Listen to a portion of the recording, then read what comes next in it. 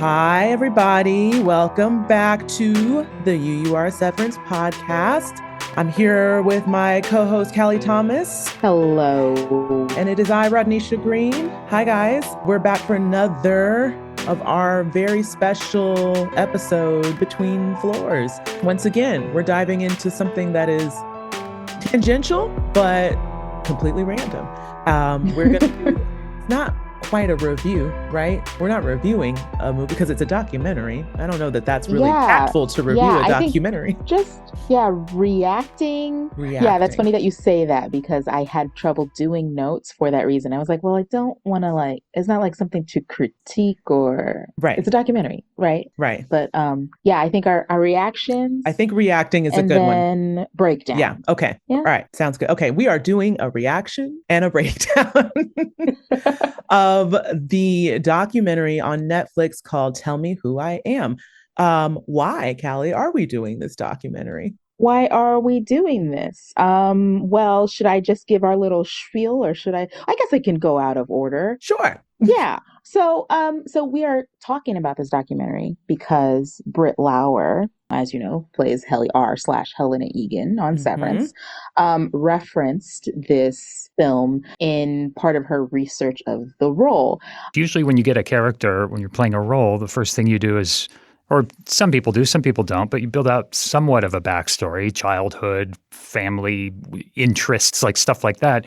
But that is just not an option with Helly or any of the innies. Did that absence of history or backstory or whatever you want to call it, was that challenging or was that fun? How did you handle that? Actually, we exchanged a few of those, Ben, documentaries about amnesia. Right. And there was a really interesting one called Tell Me Who I Am. Right. On Netflix about these twins who one of them was in an accident and woke up with no memory of who he was. Right. And you just sort of see the nature versus nurture play out in that documentary. And so that connection immediately intrigued us because she mentioned it in talking about documentaries about amnesia. So we're like, oh, amnesia and Severance, and oh, how is it related? And so we're going to go through and unpack why. So the film, trigger warning, discusses the topic of child abuse and sexual abuse. So we just want to make sure that anyone who is uncomfortable can opt out and catch us on the next episode. Yeah. And it gets heavy, y'all. Yeah. So it's a heavy one. Please, if you need to pass on this one, we get it. We get it. So, just to give you more information about it before we get into summarizing it. So we're discussing, we're exiting the sci-fi world of Lumen today and entering into the real life memory, identity, and duality of this documentary, Tell Me Who I Am. It's a 2019 Netflix film that follows the emotional journey of twin brothers Alex and Marcus Lewis, one of whom, after an accident, loses all memory of his past and must rely on his brother to reconstruct it. So Marcus, in an attempt to shield Alex from their painful childhood, fabricates a blissful past for him. And then decades later, the truth surfaces, challenging their bond and forcing a confrontation with their buried traumas.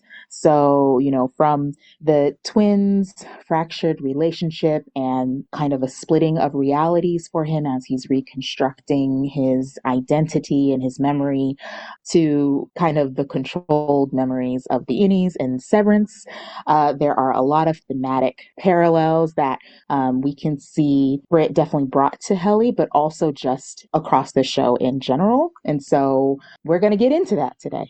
Yeah, we are. All right. Good breakdown. Thanks.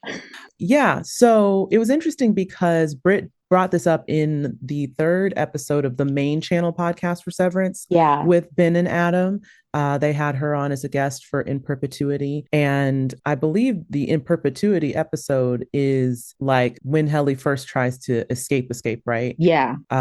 Essentially, what I found interesting about her bringing it up in this particular episode is this is pretty much Helly as a blank slate. She's trying to grapple with this reality. And they employ a lot of the same tactics we're going to see utilized in this documentary of like trying to establish new core memories and sense memory and all this stuff. And so it was really interesting that felt this to be an appropriate source to use. And I know in the episode, her and Ben and Adam were talking, and she mentioned that her and Ben had kind of relayed back and forth a few different documentaries about amnesia or people who've suffered from amnesia, but this was the one that she actually name dropped. So I'm not sure what else she may have watched in that time, but this one, boy, oh boy, does it have an impact. I can see why it probably landed for her in a different place. Yeah. So of course, that pinged our little interest bubble of like, okay, well, what about this documentary stood out?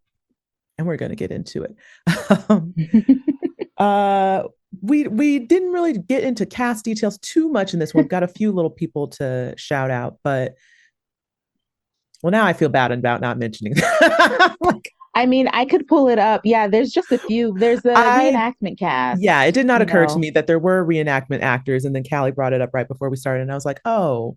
Okay, let me pull it up. But while she's doing that, I'll just note what we do have here. This is based on a book by twins Marcus and Alex Lewis, and also co-written with Joanna Hodgkins. And it was directed by Ed Perkins. So we'll fill in who our actual actors are, because now I feel bad. We should acknowledge them. We should. Yeah. So in addition to Alex and Marcus playing themselves in the reenactments, we also have Evan Milton playing both of them because they are twins. Luke Mulhern plays young Marcus. Thomas Mulhern plays young Alex. More twins.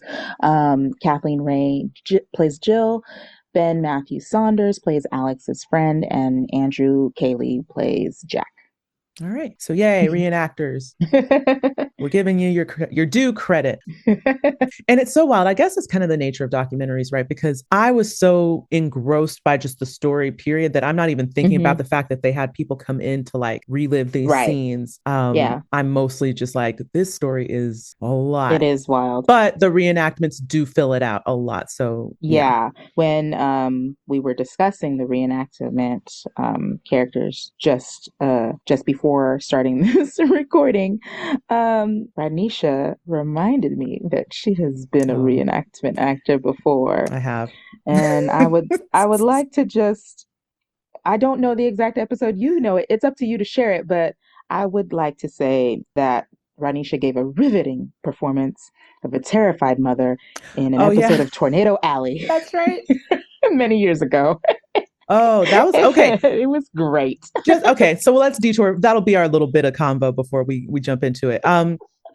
Just for the record, I've done maybe 2 or 3 reenactment shows early on when I first got out here. Tornado Alley by far was my favorite one to do, but it was also honestly, probably the most epic thing I've done on a set, period, because I've never been in an environment where they've actually staged the set to recreate like weather events. So yeah. Tornado Alley, the whole thing is like, it's all these stories of people who have lived, survived, gone through these dramatic tornado events, right? A lot of people in the Midwest, obviously, where these events occur more frequently. So I did one. I do not remember the episode name or number, but I'll find it and we'll have it to post later on. But I was playing a mother of 3 kids, an older daughter and 2 younger kids. The story was kind of wild. One of her kids was like homesick that day, and the other 2 were at school. One of them was like in grade school and the other one was at a daycare. Tornado hits. She's got her son. She's got to get to her kids. It's wild. So what was crazy was the shoot was maybe 3 different days that I came on set. One of them was in the home. We shot some home scenes. Another one was a shelter. I also got to do stunt driving. Ooh. That was, again, the first I had ever done. I was like, what? Y'all gonna let me drive this car? That's wild. So got to put that on my resume. And then the other day, the big day, was shooting the actual tornado event. So what happens is I show up to a wrecked neighborhood, looking for my kid who was at the neighbor daycare center. It's Miss Ruth was the name of the lady I was looking for. And so her home had been ravaged and I'm looking for my kid and it's a whole thing. And so you just see me screaming in the rain. But what was wild, screaming.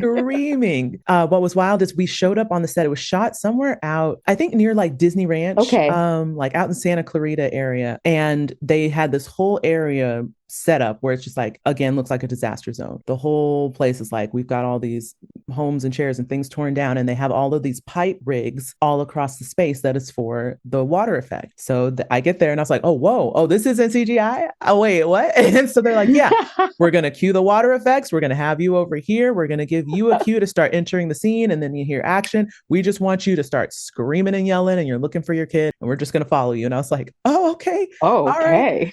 It was crazy, but it was so fun. I'm not going to lie. I honestly was like, I think, because this happened again very early on in me coming out to LA. And I remember leaving that set and being like, I'm a real actor now. I'm a real actor. Because I mean, I did that. And also, I love it. I felt so proud of myself. I was so impressed with myself. But it was just such a cool experience to be on a functioning set like that. Like anytime I look at movies and I see people doing practical effects and the little taste of it I've had, I'm like, it just makes so much of a difference, right? It really puts you in the place to see, this wrecked furniture and things all scattered across the street and then rain and wind blowing your face. It's like, oh, I couldn't imagine for the actors to have to shoot on the void or on these like CGI green screen sets, because it's like water. Oh no. And you have to fake it all versus getting to be in a practical set where things are practically happening to you. So that's all. That's funny that you brought that up. I didn't even think about that.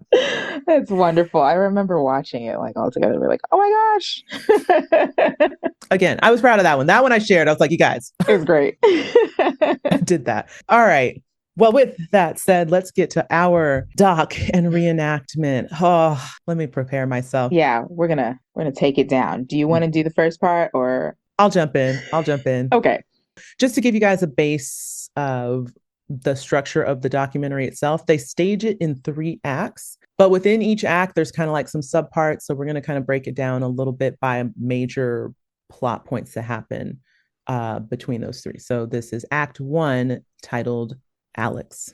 So in this section of Act 1, we primarily focus on our amnesiac patient, Alex Lewis.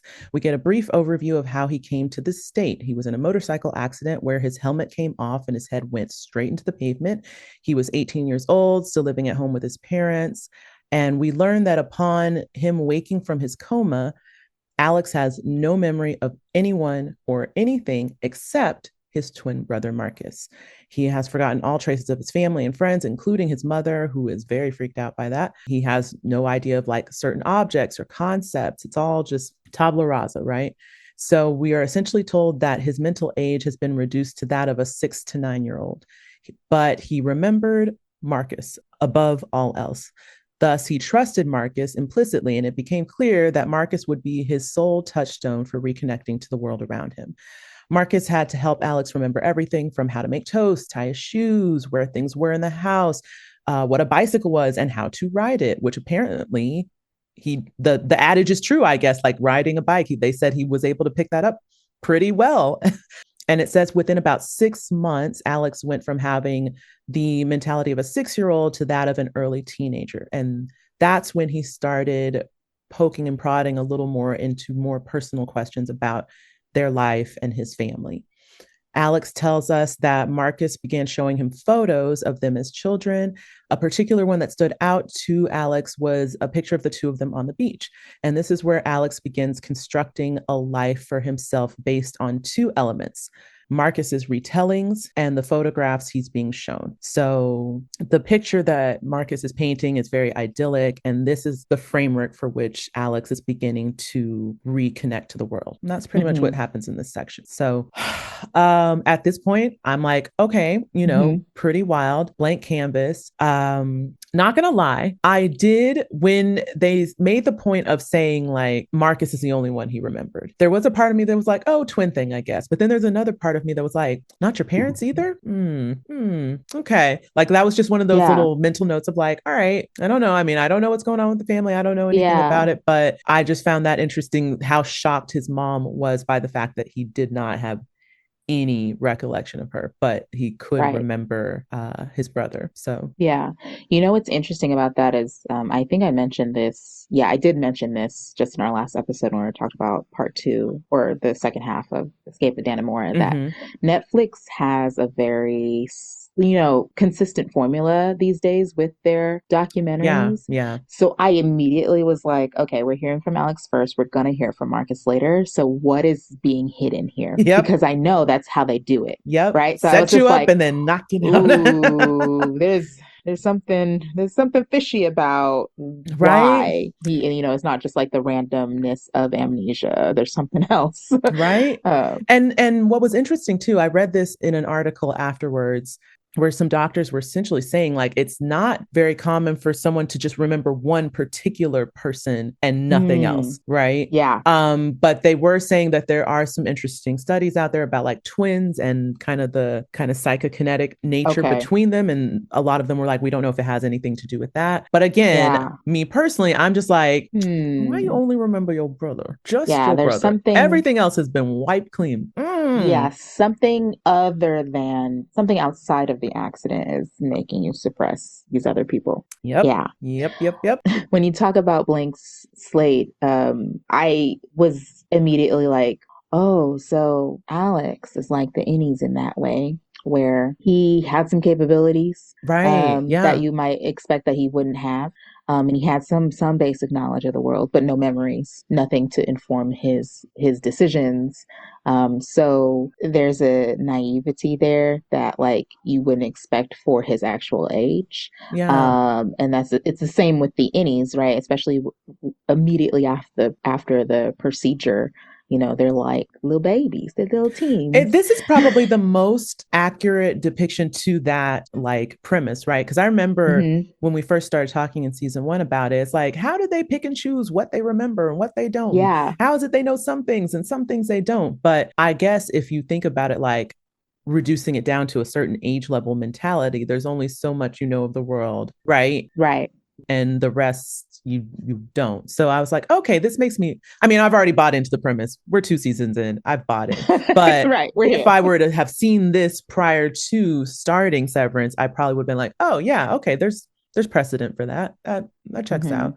But it was so wild to see. I mean, this whole section in this first part really is just unraveling what it is to kind of like relearn. And he didn't have any emotional anything about it. It was just like, okay, I don't know this. I don't know this. And whatever you tell him, he's just like, okay, cool. Well, at least whatever Marcus told him, he was like, okay, cool. And I found it interesting too that not only does he remember Marcus, but his trust level in Marcus is so out and out, like down bad, right? Like he's not in any way like, how do I know you're not lying to me? Or I mean, I know you're my brother, but how do I, like, he doesn't question him at all, which again, pings in my brain like, now wait a minute, everyone else you're kind of like second guessing, but as soon as he tells you, you're like, okay, I don't know. And at this point they get into a little bit of the family dynamics and they start talking about the dad, and I was kind of like, oh, let me keep my eye on him, because at this point they haven't said too much, just that the dad was very distant, he didn't really speak to them, they definitely weren't physical with him. I think, didn't they say that either they don't eat dinner with him or what was it? I don't remember. That might come later. That might come a little later. Well, yeah, but I know you put it in the next part where Marcus kind of warned him like, you need to call him sir, you need to be polite. So like, kind of warning him about like, how to interact with him. All right, what's with this dad? And yeah, I think at this point the only thing they mentioned was just that he was distant and kind of angry, cantankerous type of person, and they just kind of gave him space. And again, like you said, the way they're setting this documentary up, I'm already looking at everybody like, okay, what's their deal? What's their deal? What's up with them? What's up with this person? How do they factor into the overall picture?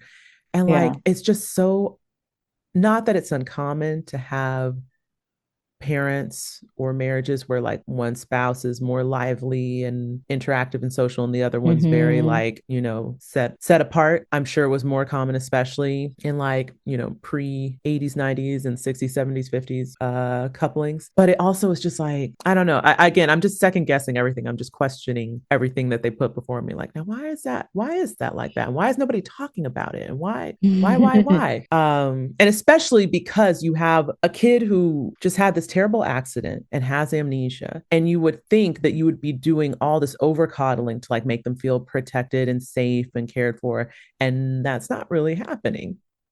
Like the mom's kind of in the middle of it, but as far as the dad, like he's not moved, he's unaffected. I'm just like, that's kind of strange. But that's about it, I think, at this point. I don't know if there was anything else thus far that stood out to you. Right. So, well, I mean, yeah, but I kind of like spread it out across because it broke this up. So, all right. Well, then let's move on. You know, this is still in Act 1. But we kind of start to go further down the rabbit hole, and Alex is coming to a strange realization about the way his family household runs. So little by little, he's told different rules about the house. So like kids are not allowed upstairs. They're not allowed to have a front door key. They don't eat with their parents. They're not allowed on their father's side of the house or in his study unless they're summoned there.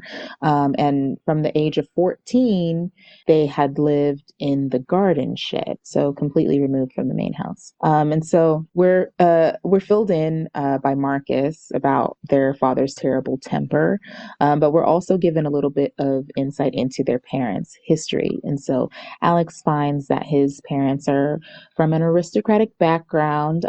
Their house was often full of lords and ladies and duchesses and whatevers.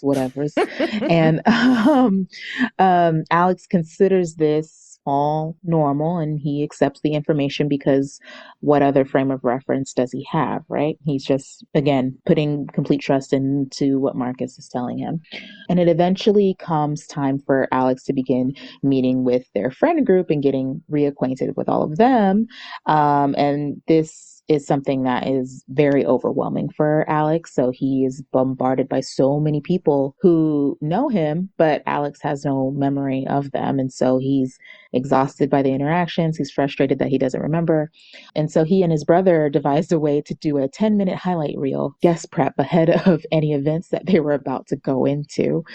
And they created a system where Marcus would give the name and a synopsis of each person that they were about to have an encounter with. And then Alex, felt more prepared going into it, and it was quite effective.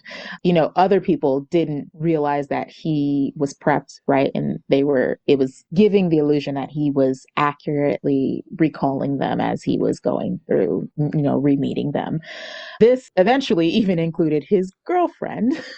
By the end of this little section, we find that Alex has grown fond of photography. In fact, in his own words, he says he was obsessed with taking photographs. And in Alex's words, he had no anchors apart from Marcus. So he wanted to capture every moment, every minute of every day until forever, because that was all he had. Oh, man. We'll go back to the top, but the bomb about the girlfriend kind of threw me. I was like, oh, no. He had a girlfriend this whole time? That's so funny.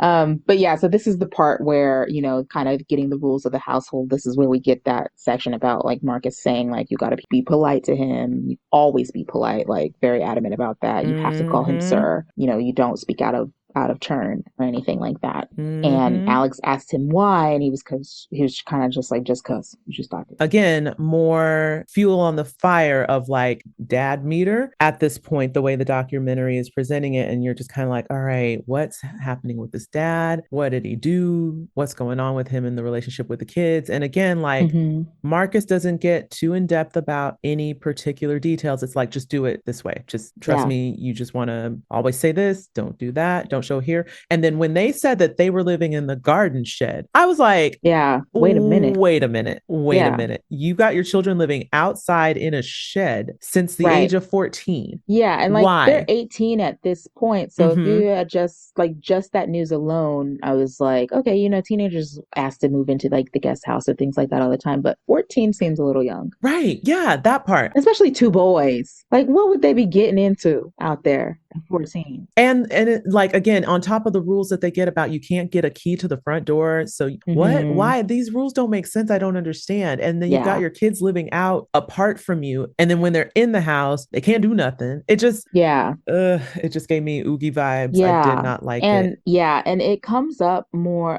Marcus brings this up in more detail later on in his section, but I already at this point was kind of like, you know, why don't you question it more? And not even as a sign of like not trusting Marcus, but just like that doesn't make sense. So you asked why, he didn't answer you why, but there was no other why. No it was just like, oh, that's weird, and then moving on. So, you know, it just got me thinking like, you know, again, paralleling Severance, like who do you trust other than yourself or whatever you have as the closest thing to yourself? And I think that's why the Innies are so desperate to know about their lives. But then what happens when you can't trust that person? There's probably some cognitive dissonance there, you know, and trying to make excuses for it. So I wonder if he had any moments internally where he was like, this really doesn't make sense, but I don't really have a choice here. So I'm just going to accept it. Like there's clearly an actual physical impact that has happened, a trauma on the brain, right? But then there's an additional suppression happening psychologically, because I thought the same thing of like, it is odd that there's no follow-up. And I don't know if that's common with amnesia patients, but you would think if you have so little understanding of the world that you'd want to fill in the gaps as much as possible. And it's like two things are happening at the same time, which is one, you're just kind of accepting information, no further questions. And two, you're trusting one source so implicitly that you don't even think that there's a chance or a reason why they might not be telling the whole truth if that were the case, right? You're like, this is a trustworthy source. For someone who has no idea about the world and no memory of nothing, you're so certain that this source can be trusted that I'm not going to question any ill intention. I'm just going to take it all on faith. And like, it's just got to be such a weird thing going on in the brain at that point. Yeah. And it's probably hard to like contextualize it too, but like, I gotta wonder how much was he just like, okay, and then just moved on, or did he internally question and then just write it off and say, I'm sure there's a reason, or I'm sure whatever he said there's nothing more to it. Yeah. But you're getting so much conflicting, even base level information. Like, I'd want to know, why are we in the shed? Don't we live in the house? Why don't we live in the house? Why can't I have a key to go in my own house? Right. Like, I can understand the things about like, oh, we just say, we call him sir, we always address him this way, or we don't go to his room unless he calls. Okay, sure, fine, whatever. But I can't walk into my own house with a key and I live outside the house.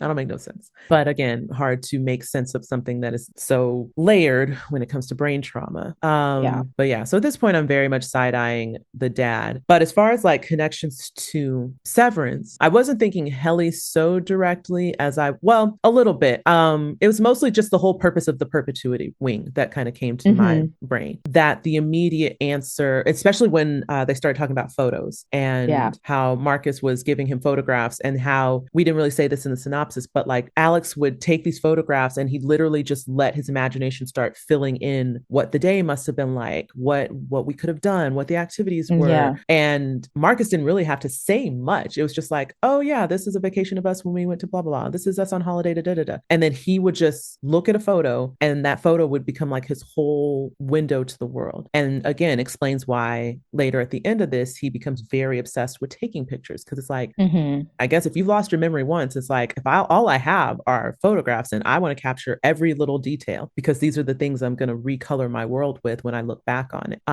But that made me think of, again, how the perpetuity wing was the solution that Irving came up with for Helly when she was struggling with her identity and trying to make sense of her world. And so it's like, let's take her to this wing where there's all this imagery and all this foundational teaching. And then hopefully that'll help her feel connected to this in some way. So again, kind of an interesting look at how stories and images shape our worldview and color our experience, right? Yeah, and you went to the perpetuity wing. I went to Milchek in season 2, kind of crafting all of the any reforms and trying to world build for the innies and rebuild a new world for them. And like specifically with the Ortbo, with like telling them little fibs about like the waterfall and the Woes Hollow Dieter's section, which we can. I'm still unsure if it's real or not, or did he give them? But either way, it's like giving them access to something that I want you to have to shape the way you're thinking about or viewing the world. And again, the innies don't know what they don't know. Even in season 2, these innies that have some outside knowledge at this point, they still have no real way to discern what is truth and what isn't. So they just kind of like build based on what they're given, and that's what Alex has to do. I think it's just so interesting how our brain kind of needs pictures, right? Like not just words, like words help, but it's like the pictures that cement it for your brain. Yeah. And when we think about in Severance, how much imagery is constantly being shuffled at, like to reinforce what you're saying about season 2 and even season 1, like how much are we paying attention to whenever that portrait in the hall in front of the elevator changes? It's like that is establishing the new core of memory now is this. This is the new direction we're going. And anytime they want to shift perspective or POV, they need those accompanying images to really cement it. Yeah. And I just find that interesting that like that is something our brain needs to gather to accept information. Like it isn't just enough to just say, we're doing this now. I guess you can hear a story and question it for the most part, or you can kind of be like, I don't know that I all the way get it. But then for some reason you see an image and you're just like, oh, yeah. Okay, I believe it. And that speaks even more broadly to like the world we're living in now with AI and how people can see one AI image and believe and buy in whole faith, unquestioned. Like now that I'm thinking about it, I'm like, that's even scarier. I just really need people to do better because yes, AI is getting better, and I've seen some very realistic AI, but there's still things that don't make sense in context. I think I told you about the Anaconda one, where there was like an overhead shot of the Amazon River with an anaconda in it, right? And so this was probably taken from an actual video of a real snake going through a real body of water, small body of water. And then it was just like enlarged to the point that that snake was almost as thick as the fucking Amazon River. And I cannot tell you how many people thought it was real. And I was like, yes, yeah, without context, it looks real. But like, think with your brain for 2 seconds. That part. Don't you think you would have heard by now if there were snakes that were as wide as the Amazon River still living today? Don't you think? Come on. It's just so crazy to me how, again, I mean, one, yes, we need better media literacy and critical thinking. That is something that is definitely escaping our world these days. But it is also just so fascinating how an image can replace or distort perception like that. Yeah. Like people are less inclined to question a visual than they are what they hear. And to me, any and all things should be questioned if, again, you're thinking logically and critically. But it is funny how someone can just see something and buy in more quickly they can than if they hear something or if they're told something. Yeah, exactly. If somebody's told you like, oh, you will never believe the size of the snake I just saw, you'd be like, bullshit. Right. Right. Follow it up with that AI video. They're like, oh my God. Right. But and the fact that we don't question what we see, and maybe that's a thing that would unhinge us mentally. It's like if we start questioning everything we look at, then what is reality maybe? But I don't know. I find that very interesting. So yeah, guys, think critically and don't forget media literacy. Okay. Oh, that was the other thing I was going to say, going back to Helly. The other thing it made me think of, this had more to do with the dad stuff. Okay. Was Helly in season 2 and her and Jane. And I don't know, I found some very interesting parallels again to that relationship and this distant father that's just very kind of like detached, but you cling to that. And they make a good point. I don't remember if it's in this section or later in the documentary, how they just talk about with your parents, right? Like whether they're good to you or bad to you, you love them because that's all you have. And you accept it as normal because that is your normal, right? Like you Yeah. don't think, oh, there should be a different way or a better way, or maybe my parents shouldn't treat me that way. It's just like, well, these are my parents. This is how they treat me. I guess that's normal. That's life. Yeah. So it made me resonate just a little bit more with Helena. Just a little bit. Just a little bit. My face. I'm like, I know. You're like, no, never. never. And I don't know what my note here was about undercover Helly. Let me see.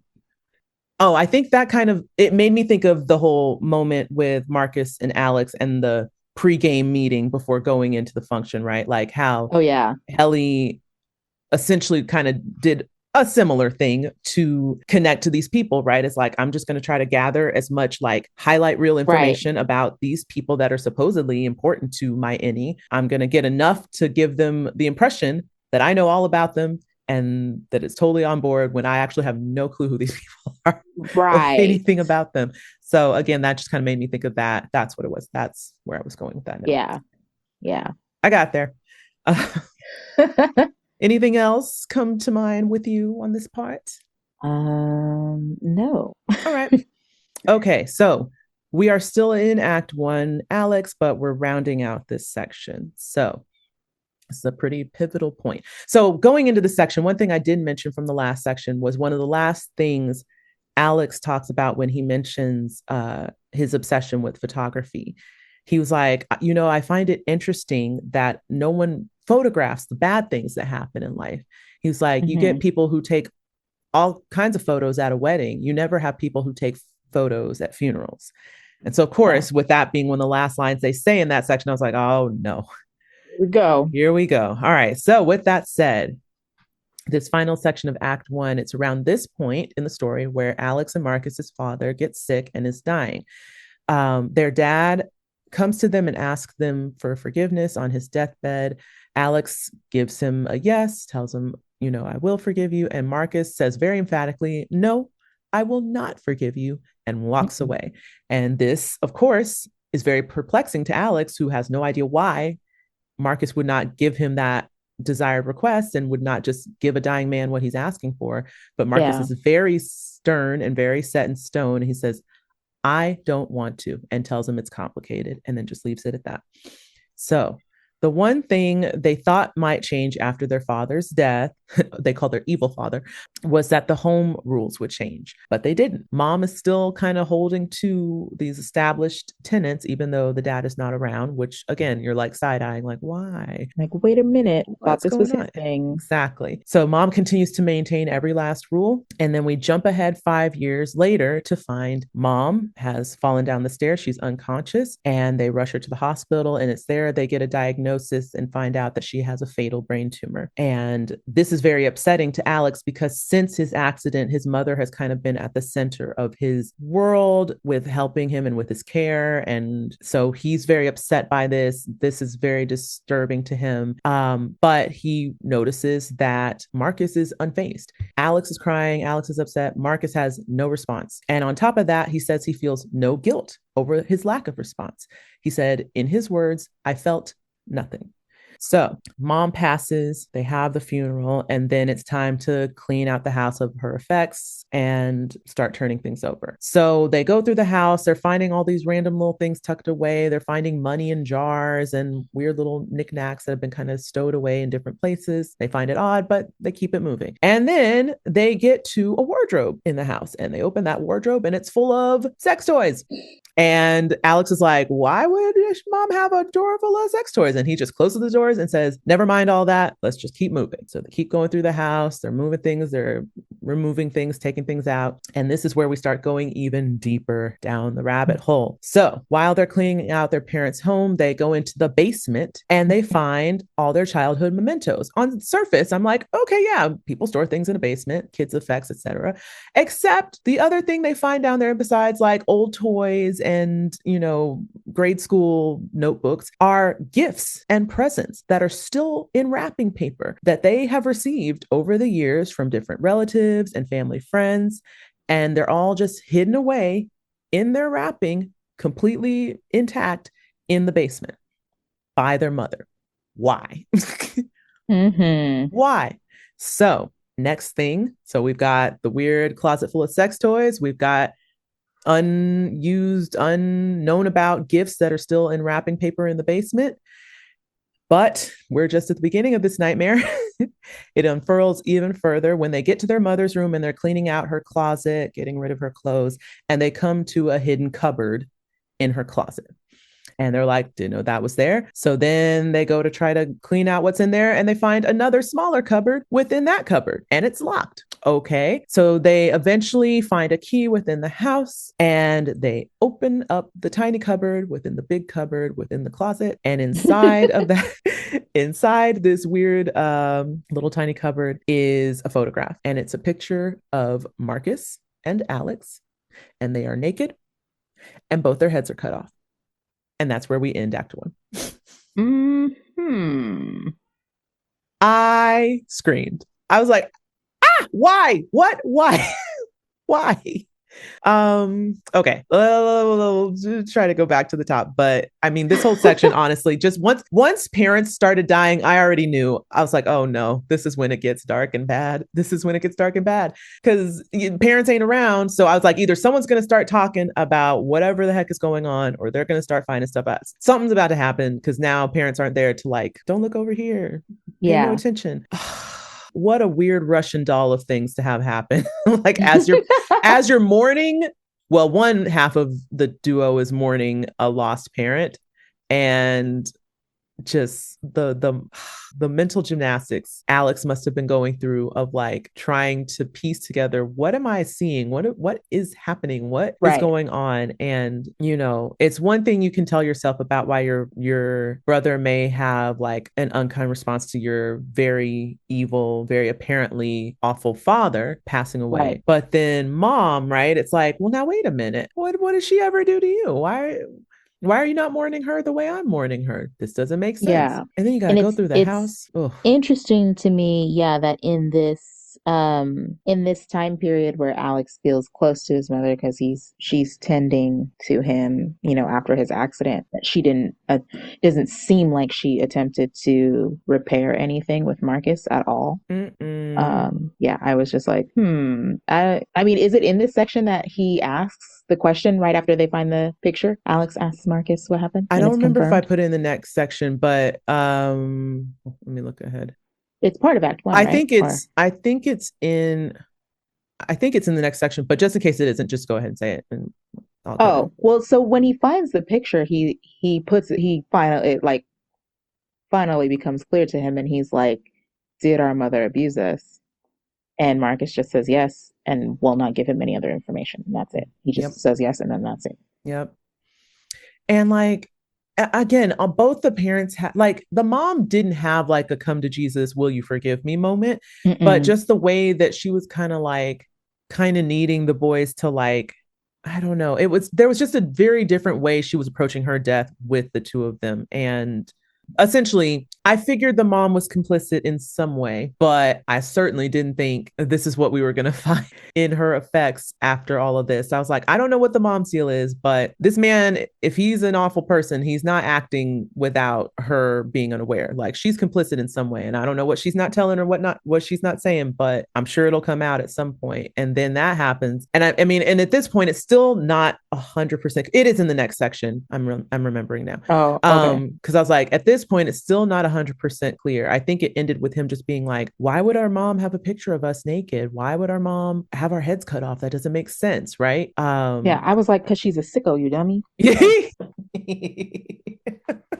that's not normal. And again, like I get it. You had amnesia. I get it. The things aren't quite lining up, but also like, no, that's not normal. It's not normal. And if you're seeing that, something is very, very wrong. I was. Ugh. And then the way at the end he like breaks down, he's like trying to get through recounting this moment. He can't even like really get through it. He asks him to bring him some tea. This man needs his nerves calmed. I was like, oh, okay. We have shifted gears. I mean, at this point, I don't know how much really connected to Severance for me at this point. I was too in shock. I was just like, no. Did you have anything at this point? I don't really know if it fits here or later because it's just a note that I had. I was trying to fit it into the acts. I guess I think it probably will be better in the next part. later. Yeah. Okay. Yeah. Cool. Well, Is there anything? I'm like trying to think if anything. I think I just, again, at this point, I was just too. The only parallel I could say is the moment that Helly realizes who she is, realizing she's an Egan and part of this evil, like this evil origin, and not realizing that that's kind of the undercurrent of her. I mean, that or when she finds out that Helena had sex with Mark. Oh. So that has happened to her and she's not aware of it, right? So he's, beginning to think that something happened, something terrible happened to him. That's probably a little more violating. There's different levels of the violation, right? So it's like finding out you're connected to this family whom you have nothing but vitriol for, who you believe has ruined your life and other lives, and now it's like, oh wait, I'm complicit in this. But on the violation level, and especially like, potentially sexually violating, yeah, that part in season 2 would definitely connect to this more. Especially since you still don't have the whole story and you're trying to just like take a little bit of information and process it. But it's like that little bit of information has rocked your entire world. So it's like, I'm not going to be able to really fully process this until I know exactly what happened. Right. Yikes. Okay. I guess we just need to move because I'm like, I don't have much else. All right. So now we're in Act 2. This is from Marcus's POV, right? So Marcus begins by clarifying kind of what led to this moment, and he begins to explain how he kind of knowingly and purposely tried to create a different life for Alex than the one that they actually had. So he mentioned after about 6 months of him being home, he started to realize that he really had control over what Alex's perception of reality was. And he mentioned that, he didn't challenge him, he didn't question him. And Alex never asked for clarifying details when he would ask about their life. He took his twins' word as gospel, and photos would allow his imagination to fill in the gaps. And Marcus confesses that he lied to Alex about their family until he was 32 years old. And so as time went on, half-truths became whole lies. But he says, it wasn't out of malice or jealousy or anything like that. He just felt it was an impossible situation where it was damned if you do, damned if you don't. So for Marcus, he thought he was sparing Alex of the misery and hardship that he was going through as a survivor of that abuse. And he didn't want him to experience the guilt and the shame that, he was struggling to deal with as an adult. So he chose not to tell Alex anything about his childhood. And Marcus believed that he gave Alex the gift of not having to live with those feelings, and that he stands by it, and he would expect that Alex would do the same for him if the table was turned. He was like, anybody would spare anyone they love from knowledge like that. So Marcus goes on to talk about how he started to believe his own lies and his own omissions as kind of a like healing / self-protection / suppression, of what was going through. And so by lying to Alex, he was recreating a childhood for himself as well, not just for Alex. And so he kind of little by little started to suppress those memories himself as well. Revealing of this truth was hard for Alex to swallow. Not just what happened to him, but more so his best friend, his twin, his, his confidant lied to him. And the one anchor that he had in the world had created a world for him of lies. And so again, that was something that was heavier for him than even what his mom actually did to them. Mind you, at this point, he still doesn't know what his mom did to him. When Marcus finally admitted the truth to him, all he did was reveal that they were abused. And so while Marcus felt that he had no choice, his lies created an even bigger rift between them. And they went on and started families and had lives just separate from each other. And like I mentioned, Marcus did admit to the abuse from their mother, but he refused to say anything else, fearing that it would collapse him entirely. And he shut down, and Alex was alone.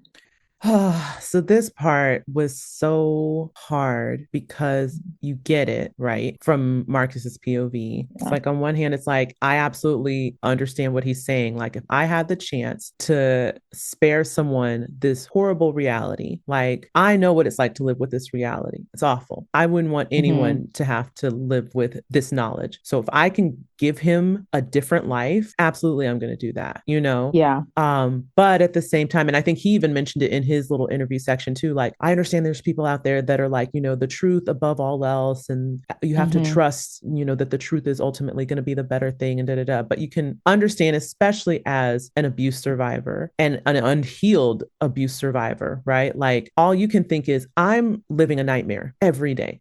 If one of us cannot have to live that nightmare, Right. I'd rather that. I'd rather that. And you know, at some point, and he even said it, like it was catching up to him, right? You know, at some point, it's the house of cards are all going to come tumbling down. Yeah. But like in that moment, all you can think is, I have a choice, and this guy is looking to me for answers. I don't even know that I have all the answers worked out in my own mind enough to really give them to you, right? Yeah. So maybe I just don't. Yeah. But Yeah, my reaction too was like, you know, I think he knows, and I think Alex says it to him in the next act where it's just like, you thought you were making the best choice, sure, but it wasn't your choice to make, you know? and that's the And I thing. almost feel like if he had, I mean, it's hindsight's 2020, right? But I almost feel like if he had been like, the answer to that question is really bad. Do you want Do you want the the truth? abridged version? Do you want to know, or do you want me Right. to, Right. you know, you know what I mean? And give him that choice in that moment to Right. kind of pick and choose how bad it's going to be. Exactly. And I think the thing that he couldn't see clearly that happened as he was creating this, you know, this new false narrative is it now was isolating him even further. You've now Yeah. created a rift between you and your brother where, yes, you both went through this terrible thing, but you had each other. And now you're out on a limb. You're trying to gather together these lives and suppress and create this whole whatever that you know is not true. You know is going to have an expiration point, and you're creating even more of a separation Yeah. between you and the closest person to you in this world. Yeah. And even before he was found out, right, he was isolating himself because he says he was like, it was kind of healing in a way for him and he was suppressing the memories too. But not really, though, because he, you know, there were all of these moments that came up where where Alex was like, I would expect Marcus and I to have the same reaction to it, and we don't, and that's confusing to me. So on some level, even if he's not actively thinking about these memories, Marcus's behavior was already affected by that, by what had happened. And in not telling Alex that, he cut himself off from somebody that could have helped him through those things. And just like that book says, right, the body keeps the score. So it's like you can suppress in your mind as much as you want. Your body is clearly going to viscerally react because it is holding that trauma, whether or not you want to actually acknowledge exactly. Boom, Severance. Boom. I was like, oh, there we go. There's a connection That's right the there. connection. As you were Yep. saying it, I'm like, yep. Those innies are getting your trauma, whether you specifically, explicitly tell them about it or not. Exactly. Getting it.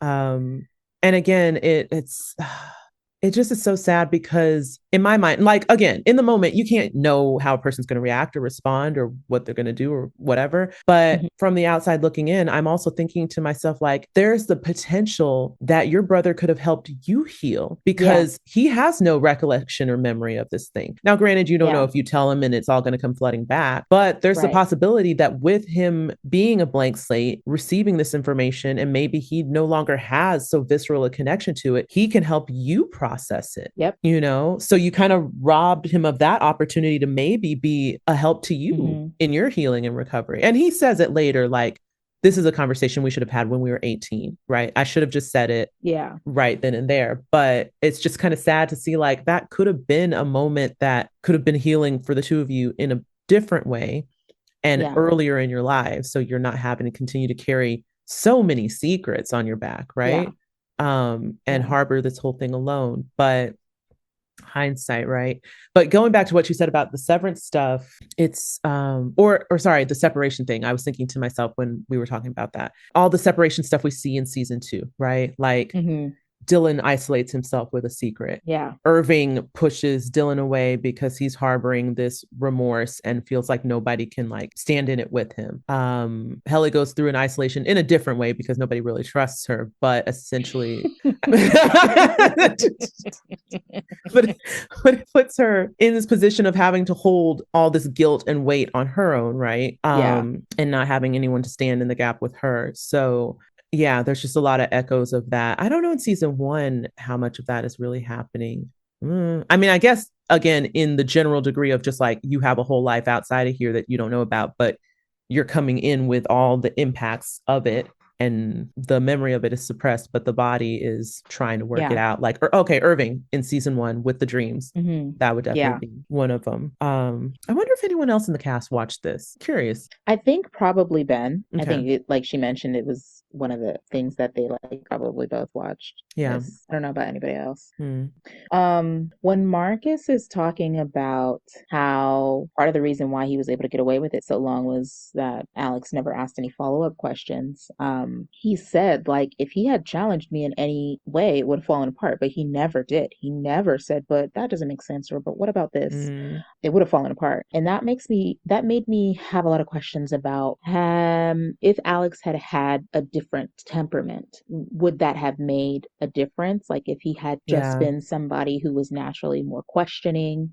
And then that got me thinking about, temperament is something that is established in people very early in life. Like there's all these studies about like being able to determine somebody's temperament, like as a baby.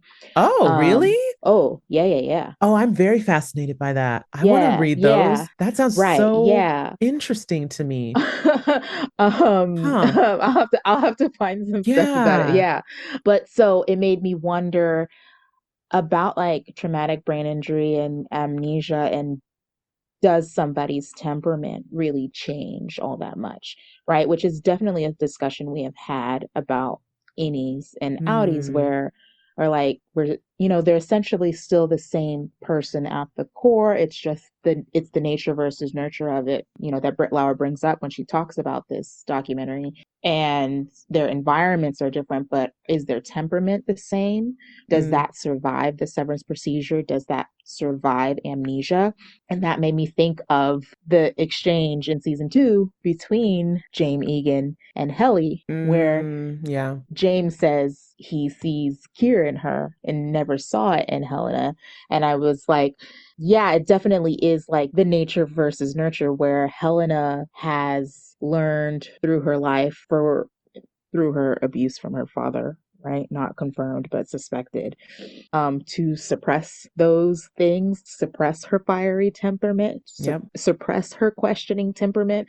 And then Severance stripped her memory, thus removing all of what the nurture had done, the environment had done. And she's left with that nature piece, her original temperament here, the fight in her. Yeah. So anyway, just bringing that, I was like, had this whole conversation and then led to the conclusion that like, Alex just probably was always a mild-mannered, go-with-the-flow person, even pre his accident. Right. If amnesia works in the same way. It's interesting because, and we'll get to it because there's going to be a story later, but the story that ends up coming out from Marcus, where he finally gives details about when things came to a head, kind of tells me in a way that there was a temperamental difference between the two of them, and that he probably was more of the, to some degree, more of the aggressor or questioner or defender type or whatever it may be, right? Yeah. Like even with what was happening to him, and again, we'll get into it more when we get to that point, but he ends up being the one that kind of stands up, right?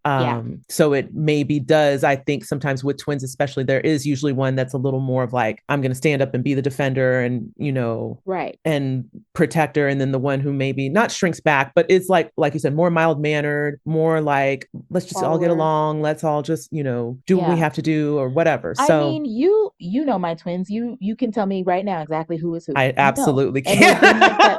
They've been like that since the womb. Like when I tell you, and it's a genetic trait too, right? Because in the womb, I knew which side the girl was on and which side the boy was on because I know the temperament of the women in my family. That is so funny, Callie. Right. That My is daughter so was more funny. active than my son is still to this day. Right. So just, just to speak to that, that point of how early on temperament Yeah. can, take hold. See, and when you started talking about the Helena stuff, that made me think of my own journey with temperament, because when I think of myself as a child, baby, infant, toddler, what I can remember or recall, very different from me as an adult. Yeah. And it makes me think a lot of the Helena stuff. Like, one thing that's probably the most affecting about that story is when James talks to her, he says, like, I saw a cure in you once, but then it went away.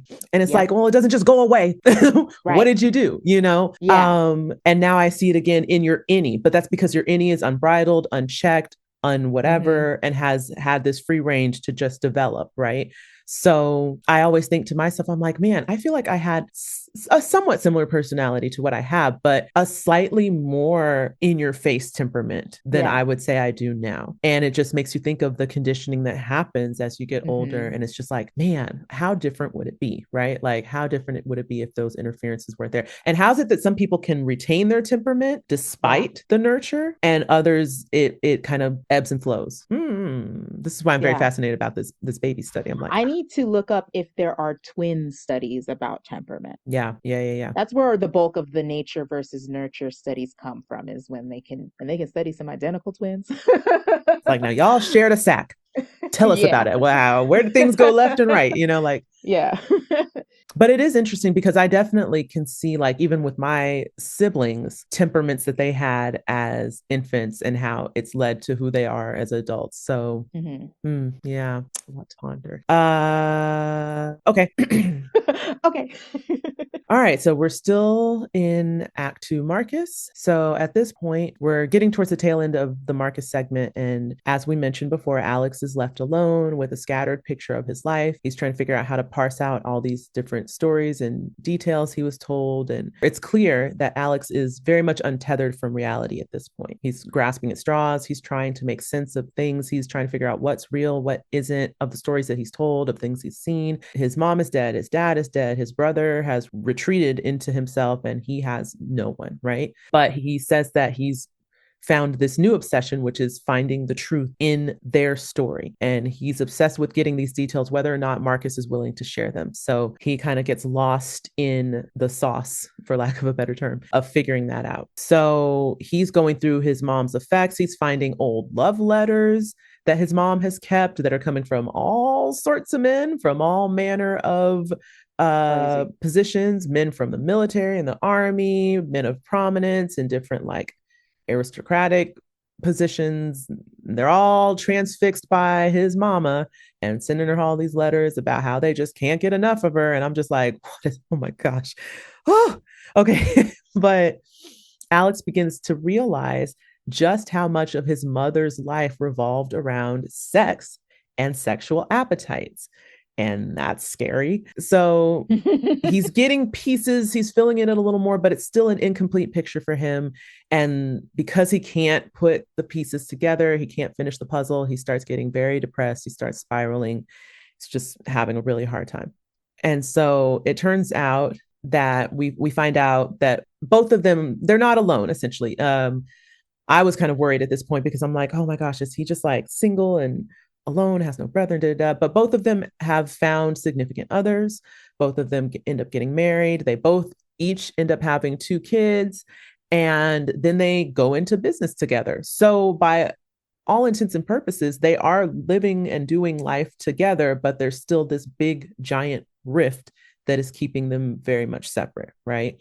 So Alex essentially says, like, Marcus and I would holiday together, we take our families on trips together, we do all these things, but he would never talk about this one thing about our family history. He gave me one piece and nothing else. So Marcus continues to keep this door closed off in his mind, as well as to his brother.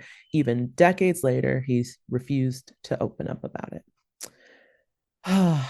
Man, again, the dissociation. How do you like have a life with your brother who's keeping this big old secret? You can go into business with him, y'all can do all this stuff, and then, but there's something he's not. This goes back to the temperament thing, right? Like, maybe because he's just like, you know what?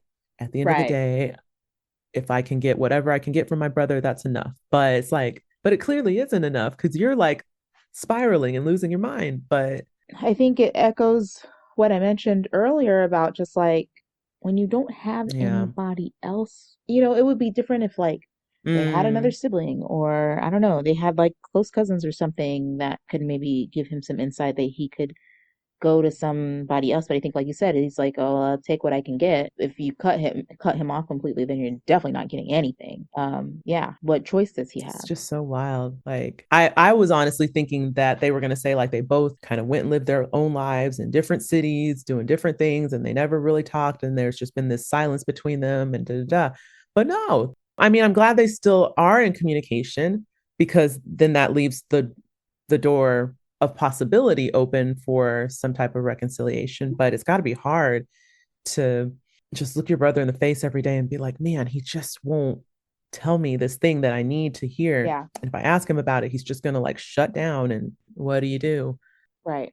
I think at this point, there were two things that kind of stood out from Severance to me. The first one, I was like, it's not really a Helly connection, but Alex getting like that piece of detail about his story, or even just like finding the letters from his mom, just like the little moments felt like the bleed over that happened with Dylan, right? When the OTC occurred. And it's like, I'm going about living my life. I'm great. I'm grand. I'm doing good in this reality. And then this one little piece bleeds over from the reality, right? Dylan's doing great. And Yeah. then he's woken up in a room and has a son, and now my whole world, and it's like, and I can't move on from that. I now know this one thing, but it has created a whole Yeah. room in my mind of questions, right? I have a son. Is he the only son? How old was he? Are we close? Do I have a wife? How's my life out there? Do they think I'm a good father? Do I have a daughter? Like, you know, I can't Yeah. just, and you want to think, and I think much like Milchick compared to Marcus, it's like, isn't it enough to know that you have a kid? Okay, I told you, you've got a Yeah. kid. That's enough, right? We're good. No, we're not good. Right. You know, that just goes right along with the note I made about just like Pandora's box, where like they can't unlearn what the little bit that they did learn, right? And they can't like continue on and interact in the world with the world in the same way that they have been now that they have new information. Like it Right? blows everything up. It You just blows can't put the everything up. toothpaste back in the tube. Once it's out, it's out. So that Yeah. brought me to that point. And then I think I had the same moment with Helly when she finally got to interact with her Audi, right? Because there was this whole Yeah. moment for her early on where she was like, why can't my Audi respond to me? Why can't I da da da? I don't understand. Clearly she would, Mm-hmm. you know, be on my side if you just let me speak to her. And then you get to speak to her and it's like, wait, what? Wait, that's me? Now I've got questions. Why would I say that to me when me here doesn't feel that way at all? You know, like I don't understand. And so yeah, it's kind of funny how you can have that bliss, the ignorance is bliss thing happen, and then just like one little speck, one little seed of doubt comes in. Now it's like everything's different. The worldview is different. And then you can't complete the puzzle, right? Yeah. You're still stuck in the false Yeah. reality to some extent. Um, Yeah, I think it's cruel to just yeah. give a tiny piece, right? Like it was cruel. It was cruel for Milchick to not give Dylan any other Mm-hmm. information. You know, as much as Marcus is trying to protect Alex, it's cruel for him to only give him a Right. tiny piece and not give him a Right. full And it's funny because story. even though the intentions are different, right? Like Milchick is doing it. Well, I guess maybe Milchick is still doing it in a similar fashion to Marcus. It's self-preservation, right? I can't give you more information. It's going to threaten Yeah, my livelihood if I do. So we just have to be cool with right. this a little bit. Selfish, Yeah. a selfish reason. And I guess, I don't know. I'm like trying to make Marcus not sound like a horrible person because, like, it is selfish Yeah, ultimately what he did, but it was also self preservation. yeah, But it was also concern for his brother. So there's a little more care in there than what Milchick had for Dylan. But at the end of the day, it's a selfish decision right. motivated by selfish Yeah, wants, right? I need this for me, yeah, really is what it comes down to. Like, yeah, if you know, kind of like you were saying earlier, that the better thing is to give the person the truth and let that play out, right. then you don't withhold that information. You do it because this is bad for me and I can't handle the consequences or the Yeah. whatever comes after that. And yeah, I think at one point Marcus says like, I know I should have told you. I should have told you and we should have just gone to therapy together. See? Like, yeah, you should have. Mm-hmm. And especially since they were 18 at that point, it's like, y'all are adults. Right.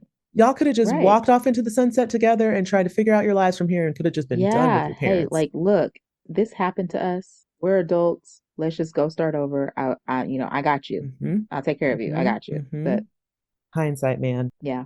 But okay, let's get into the last section here. Mm-hmm. So this is where Alex finally gets some answers. So for 20 years, Marcus was silent, which he now says is appalling that he had been withholding this. And in hindsight, he sees it was a mistake to keep his brother in the dark and that it was a conversation that they should have had when they were 18. But in this final segment, we see that Marcus is ready to come to terms with the truth and give his brother what he's been searching for this whole time, this connection to the past. And in this final chapter, Marcus and Alex come together and they have, a much needed heart to heart about just the why of it all. And they attempt to hear each other out in their reasons. And for Marcus, he was just expressing like, why wasn't it enough for Alex to just know that little bit? And Alex was like, I just need to understand that for Marcus, he not only created a safe haven for Alex, but one for himself, and that it wasn't so easy to just tear it all down and to reopen that wound. And he told him like, do you understand that if I had told you, I would have had to be reliving it? Mm-hmm. Not telling you was also lying to myself. I was pushing it down, and I would have to deal with that if I told you the truth. And so the two hear each other out, and then it's time for the truth. And Marcus says, he can't do this. I can't explain it to you to your face. I cannot do that. So he has pre-recorded this story with the producers, and so he leaves so that Alex can watch the video of Marcus telling the story. Oh, it's terrible. It's so terrible. Yeah. But it's the truth, and it's what Alex needs, for closure and to move on. So Marcus returns and then sits with him after he watches it. And Alex asks him, well, how did we get out of that? So Marcus tells the story of his final day of abuse. And do I want to say a little bit of what was in the video? Sure. We've gotten this far. So you get by this point, they were abused. So mom would do things to them, right? Mm-hmm. But mom would also separate them and like pimp them out, right? So to prominent men. And she would tell one or the other, like, oh, your brother is visiting a friend. And they would, go, and these different men of society would do things to them, right? And so when Alex asks Marcus, how did it end? Marcus says, his last day of abuse, he was dropped off to an artist's house, similar to how it was happening previously, was when he was 14. And the man began to molest him, but this time he pulled away and he told them no. And things got hostile, but he was able to get out and he walked away and he got on the tube and went back home. And he knocked on the door and his brother let him in. And the next morning at breakfast, his mother was surprised to see him there because she hadn't gone to pick him up yet. Mm-hmm. And I guess from there, it was just kind of like an understanding of like, this is not happening again. I'm not staying anymore. I'm not doing anymore. And then that was the end of it. She never sent either one of them out again. And I assume just because of the age, that is when she also kicked them out of the house and made them live in the shed. And so they cry and they embrace, and they finally have this closure and are more connected. And you can tell there's a relief from both of them of like, obviously this is really hard, but now we can truly go through this together. And they have that honest connection, even though it was trauma, and it's really sad and really disturbing. It's what really happened to him, and now Alex has that, corrected reality, and they have it together. Yeah. I don't know. I didn't have any notes, but just right off bat, I don't know that if we're trying to draw parallels to Severance, if anyone has what Alex and Marcus has at the end of this.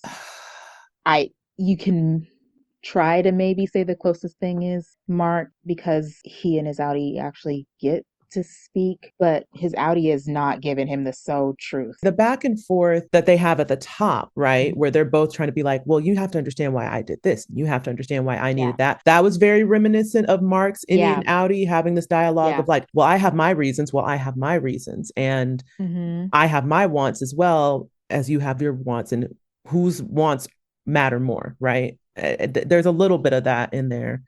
I don't know if there's much else that parallels, because that's such a very specific Yeah. thing to Yeah. endure and come to terms with.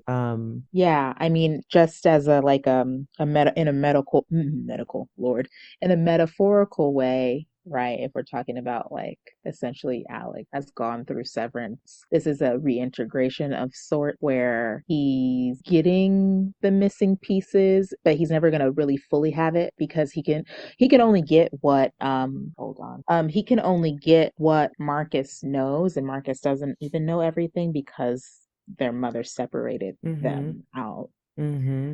So he won't Yeah, truly ever know the things he endured on his own right. unless they shared about it. But I don't even know that that Yeah, really happened. I don't know. right, right. So it's kind of like where I think with what we know about it, it's very loosely related, but what we know about reintegration so far is we don't know. We don't know if you're ever going to get everything put back And you together. just have to make Well, peace with having enough yeah, of a picture to right. at least not have as many questions, right? Yeah, exactly. And not feel like someone's holding out on you.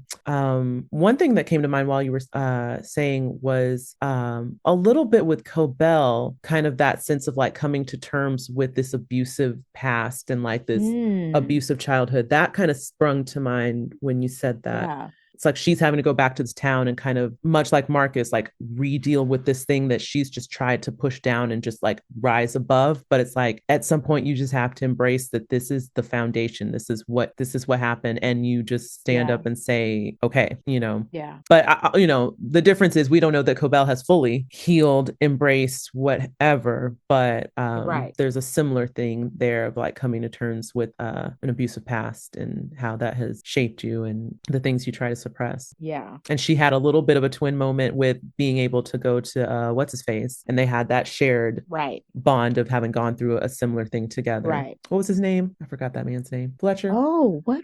No, Fletcher. That's I don't not know. it. Oh I no, I don't did remember forget his his name. name. Wilson? I haven't gotten that far in my rewatch yet. I don't remember. Oh well. You guys will correct us. Hunter. No, that's not it.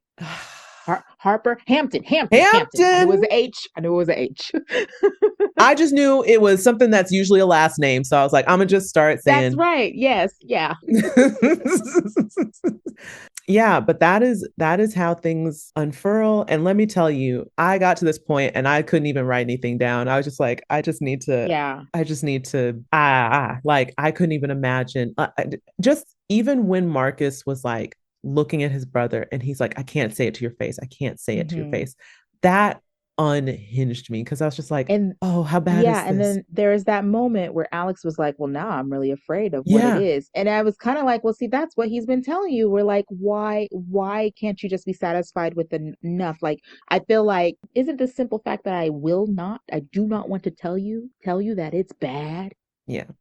And I like that they kept that moment into you see each person's reasons. You see why they did what they did and their motivations. No one's just doing it to out and out be a jerk, right? I Right. don't want to tell you. I shouldn't have to tell you. Like it's that when I say this is bad and this is dark and this is awful and this happened to us, I'm telling you, like if a man is so aggrieved by something that he's like, I can't even bring this out of my mouth to say with you sitting here in my face Yeah. because like that's awful. Yeah. That's awful. Yeah. And the worst part is, which they even talk about too, is like, they have to also, especially Marcus, reconcile with the fact that their mom's dead. There will be Yeah. no justice in a sense that's brought down on hmm her in this world, right? Because she died. No one ever knew prior to that all these awful things that she did. But then Marcus says, like, but now you guys know, and essentially is speaking to the Right. people watching this documentary, and it's like, and that'll have to be enough. Like, Yeah. hopefully that can bring justice to someone else's story or situation. Right. But it's like, wow, like you've lived most of your life with this thing buried and all the people around it. And I have so many more questions too about like,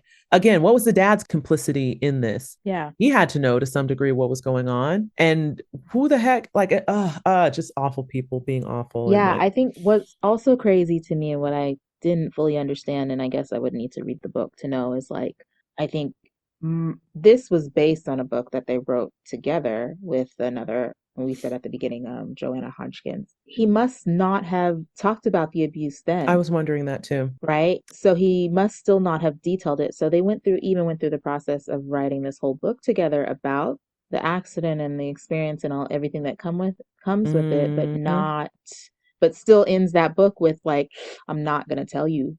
I'm not going to tell you because this Act 3 moment is raw. It's not a reenactment of something that happened, a conversation that happened off camera. Like, this is them hashing it out and finally, Alex finally getting that story. Was the book, this is what I was trying to figure out, was the book published before the documentary was released? Because I wonder if they maybe did them at the same time. Coincided? Yeah. Let's find out. And maybe they were like, we're going to write it up to a point and then we'll have the reveal in the documentary and then we can add it to the book later or something. No, it was published in 2013. Oh, yeah, that's what I thought. Right. I think it was, it was published and then Netflix picked up the story. That's crazy. To turn into a doc, right? So then he never said anything in the book about it? That's wild. Couldn't have, right? Couldn't have for this to be as raw as it was. And I was just like, how did you get to a point where, again, it must just be Alex's agreeable nature and like, well, I'm gonna get something. The writing this book with you was a process of something of some sort. He probably still learned new things throughout the process. He didn't learn everything he wanted to. But yeah, so this is 2013 and the documentary was released in 2019. That's crazy. 6 years from doing that before you finally get. Oof, Lord. Insane. Yeah. Well, there's definitely a collective sigh at the end of it where you're like, okay, now I too feel like I couldn't imagine for Alex having this like unknown. I only had to deal with it for an hour and a half. You had to deal with it for like years. like, that's crazy. I did a little research, but there wasn't too much I could find. And then I was getting sleepy, so I shut down my computer. But I was, of course, you know me, I was like, where are they now? How are they now? What's happening? So there wasn't a lot that I found about how they're doing now or what's happening other than the fact that they are running their business together. Apparently they have a hotel resort in Madagascar, like off the island of Madagascar. It's a very fancy, nice hotel. That's so funny. I can't remember the name. Did I put it in my notes? Okay, I did write it down. So yeah, so they run a hotel resort. It's a luxury hotel resort called Fundu Lagoon. It is on Pemba Island, which is a part of Tanzania. Tanzania's Zanzibar archipelago. A lot of land masses there. We love an archipelago. Right? Off the coast of East Africa. So it talks about their kids. They both have 2 kids. Marcus, at the time of this article, Marcus's kids were 10 and 12. Alex's kids were 13 and 9. So relatively close in age. It says that they admitted that they are a bit soft on their kids given their childhood experiences, but they're also simultaneously overprotective. Makes sense. Yeah. And then the other thing that I found out that was fascinating to me was their parents, their family. So they weren't the only kids. They did have 2 younger siblings. They had a brother and a sister named Oliver and Amanda. And then, and then the mom. So they said for the purposes of the documentary, they wanted to just focus on the 2 of them. So they just dialed it into their story and they didn't talk about the siblings. I don't know if they experienced any abuses. Well, I wonder how much younger they are from them. I don't know about age-wise how much younger they are, but what I found out was that the mom was married twice. She was married to her first husband, John Lewis, and that's who she had the twins with. And then she was remarried to Jack Dudley, her second husband, and that's who she had Oliver and Amanda with. So the first husband died when the twins were very young. So the man that was in the house with them was second husband, not first. So yeah. So I was like, oh, this just the layers here, the layers. And I guess they get into a little more detail about it in the book. Okay. I'm kind of curious about this. So that would mean the age gap isn't so big that they would have had very different experience. I mean, wouldn't have had possibly, but I mean, I'd be surprised, but yeah, I was just thinking, I was like, if it stopped when the boys were 14, and then maybe it's possible that it go on to them if they were really, really young at that time. But if they were closer in age, it's likely they were also part of it. Or the boy at least too. Who knows if was it just a men seeking boys thing? Yeah, I don't know. I mean, I wouldn't be surprised. and then weird fascinations with twins. There's all sorts of ooky weirdness out there that I just do not like. Except that Oh, right. That's what she didn't do them together. That's right. That was my assumption. And then when he said she always split them so they didn't have each other, to help each other in the midst of it, I was like, oh, it's not that. That's so messed up. But yeah, this article that I saw, it said something about like, I'm so curious about the mom. They said that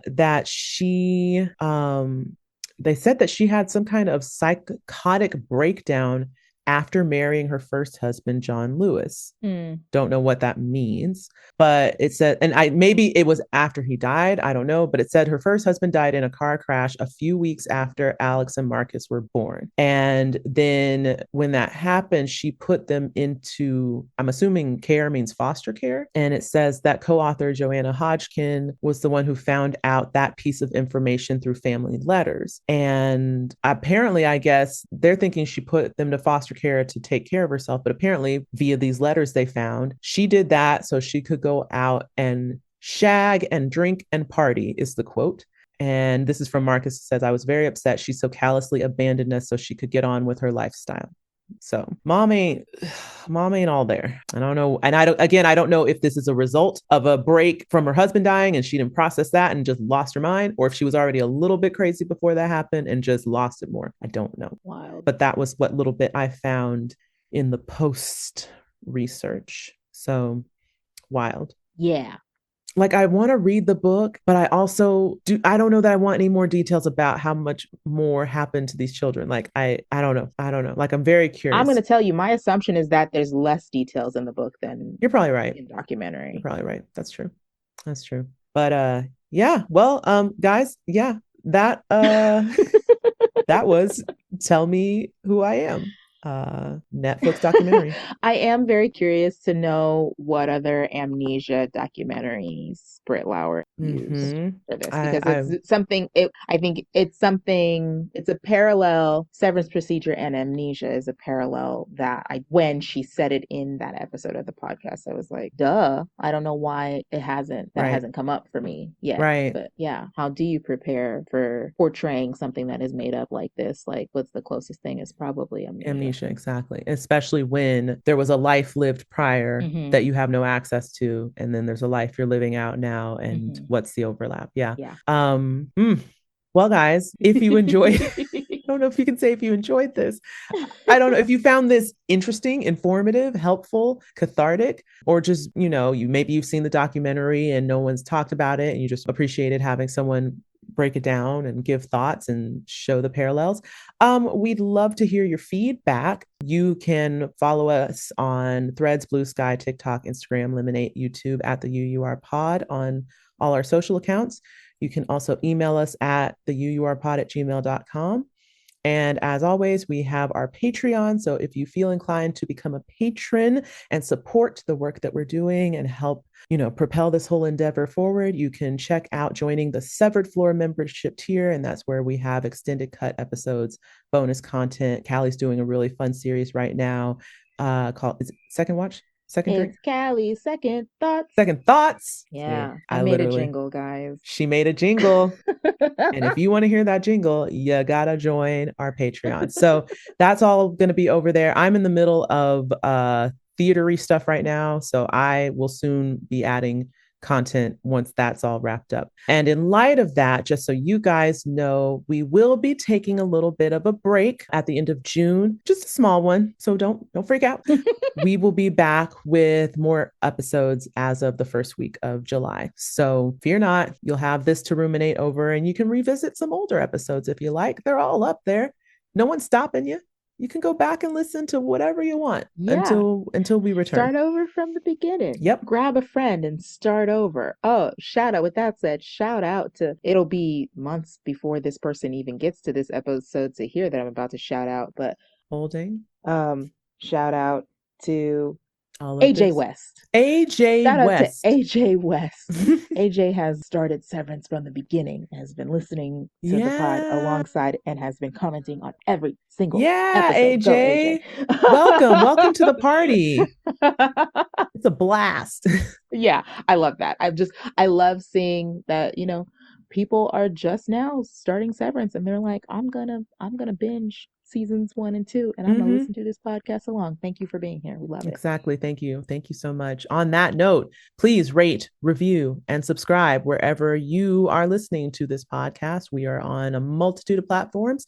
So whatever the rating system is there, please do us a solid and rate us favorably. And leave us a comment if you can. We'd love to hear your feedback on there as well. Hopefully, when we come back after our break, we'll maybe have some exciting content lined up. I don't want to say what yet because we're still clearing some things, but if we're lucky, it'll be real nice. All right, we didn't come up with an outro. What do you say about this? We usually insert a quote, but we don't want to insert a quote from this. So I guess just with that, this has been the You You Are. Thanks for being here. Bye.